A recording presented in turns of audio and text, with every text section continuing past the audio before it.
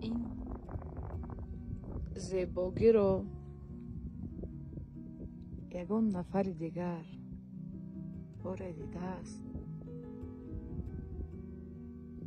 هر یک کشف وطن دریچه تأثیرات ها، فهمش ها و پیش از همه محبت به این وطن رو در دل بیشتر می سازد. من حیران آن میمانم که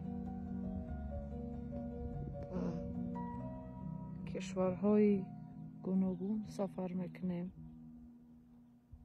ستایش و آرزوی دیدنی هر گوشه عالم را میکنیم، اما خود نمیدونیم که آفریدگار بزرگترین معجزه را، یعنی طبیعت ناتکرار را برای ما داده بوده است.